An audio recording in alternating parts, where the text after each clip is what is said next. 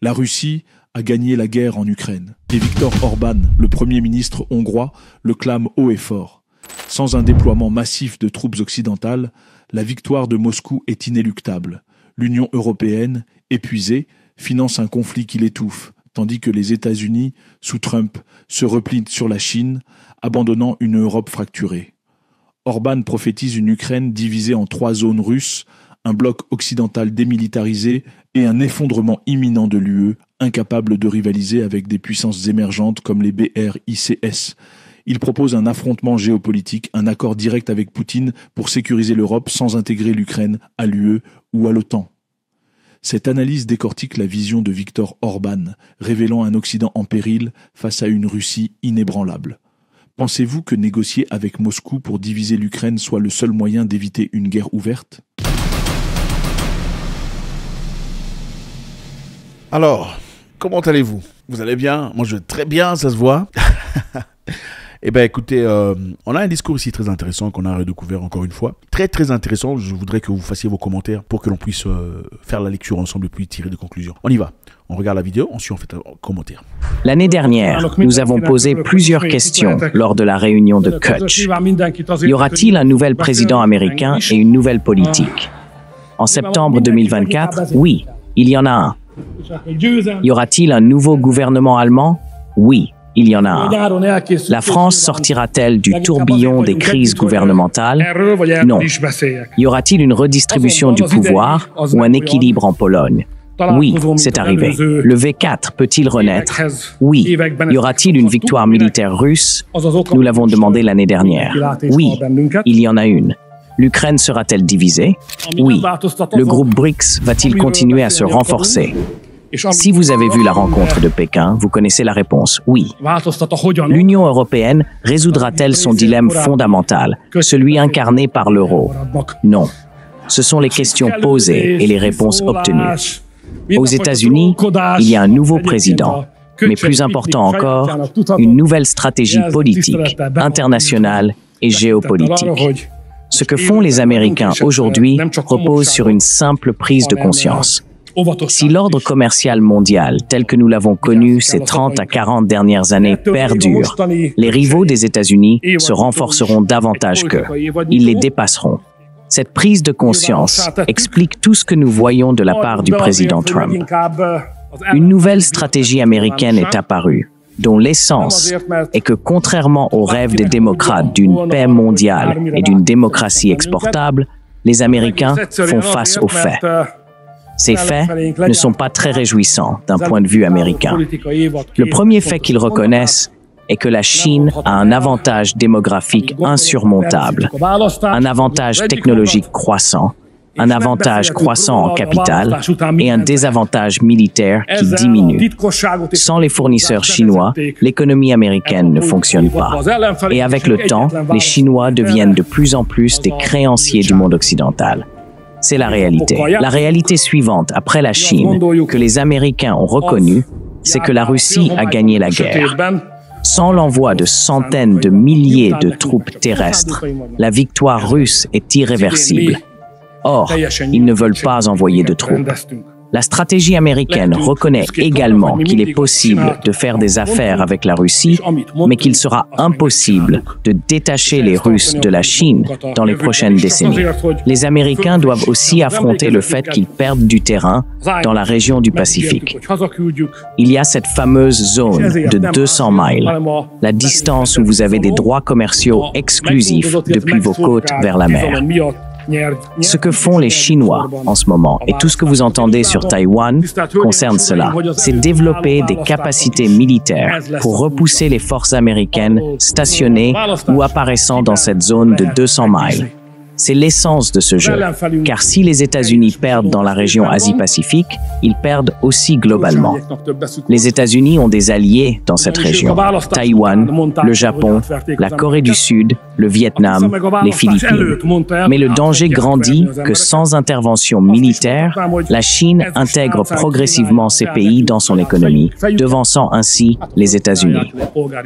Le troisième ou quatrième fait auquel la nouvelle politique américaine fait face, c'est que l'Union européenne est faible et le restera. Quelles sont les réponses à ces faits? La première, c'est que l'Amérique doit rentrer chez elle pour rassembler ses ressources. Tout ce que nous voyons va dans ce sens. Autosuffisance énergétique, autosuffisance en matières premières, rapatriement des investisseurs, voire leur obligation de revenir, et des droits de douane, encore des droits de douane. Réduire les déficits commerciaux qui désavantagent l'Amérique, collecter encore plus d'argent. En d'autres termes, les États-Unis démontent l'économie mondiale dans laquelle nous avons vécu pour créer des espaces économiques régionaux à travers le monde.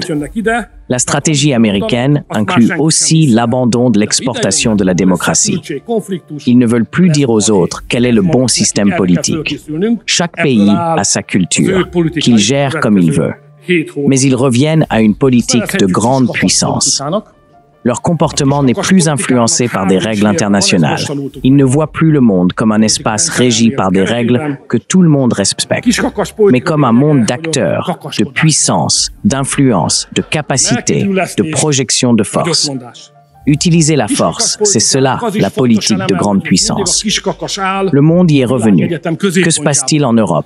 En regardant vers 2025, nous avions des questions l'année dernière, certaines ont trouvé des réponses en 2025, et d'autres réponses viendront dans les mois à venir.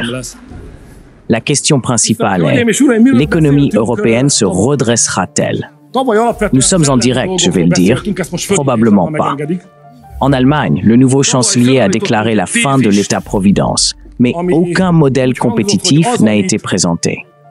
En France, les crises gouvernementales se succèdent. Demain, il y aura un vote de défiance contre le gouvernement et la dette publique française approche 120% du PIB. Depuis la Seconde Guerre mondiale, les niveaux d'endettement n'ont jamais été aussi élevés. En Pologne, l'oppression libérale touche à sa fin. Un nouveau président rééquilibre le pouvoir et mène sa propre politique. Quant au V4, il a été démantelé sous l'influence allemande, avec la complicité de la Pologne et de la Tchéquie ces 2 ou 3 dernières années. Mais en Pologne, le nouveau président veut relancer le V4. En Tchéquie, Babi est aux portes du pouvoir. L'aventure occidentale de la Tchéquie pourrait se terminer. Et en octobre, il pourrait revenir à un programme de construction économique forte pour l'Europe centrale. La question de la guerre et de son issue. Nous avons une réponse, le président russe reste en place. Je veux rappeler à tous qu'au début de la guerre, un président américain nommé Biden, dont vous vous souvenez peut-être, est allé à Varsovie et a prononcé un discours. Je vais le citer en anglais pour plus d'authenticité. Putin must fail, ce qui signifie que Poutine doit échouer, non pas être vaincu militairement, mais tomber politiquement. Les Américains ont ouvertement annoncé vouloir instaurer un autre régime politique en Russie. Cela nous a conduit à la situation actuelle, où l'Union européenne finance la guerre, la Russie finance la guerre, et nous sommes dans une compétition financière où pour l'instant les Russes sont en tête. Cela les affaiblit, mais nous nous effondrons. Quel est le destin de l'Ukraine? Nous en parlions il y a un an. Aujourd'hui, en regardant les développements avec sang-froid, il faut dire que l'Ukraine est en train d'être divisée. Avant la guerre, la situation était claire. L'Ukraine était un État tampon, avec 50% d'influence russe et 50% d'influence occidentale.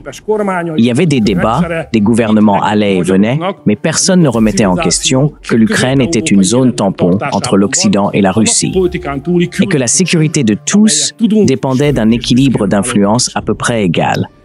La guerre a rompu cet équilibre. Aujourd'hui, élégamment, les Européens parlent de garantie de sécurité. Mais en réalité, cela signifie la division de l'Ukraine. La première étape est déjà faite. Les Occidentaux ont accepté l'existence d'une zone russe. La question est seulement de savoir si, au-delà de la Crimée, cela inclut 2, 4, 5 ou 6 régions. Mais l'existence de cette zone russe n'est plus contestée. Elle représente environ 20% de l'Ukraine. C'est déjà acté, on n'en débat plus. Ce qui fait débat, c'est à quelle distance de la frontière de cette zone russe on établira une zone démilitarisée. 40 km, 50 km, 100 km, 200 km. On ne sait pas. Cela se déroule en ce moment. Ce sera la deuxième zone. Le résultat de la division de l'Ukraine sera une zone russe, une zone démilitarisée et enfin une zone occidentale, dont les contours et les conditions ne sont pas encore clairs. Après la guerre, à quoi ressemblera l'Europe? À quoi ressemblera l'Union européenne? Pour comprendre où nous en sommes et situer cela dans l'espace et les processus historiques, il y a un chiffre clé à retenir.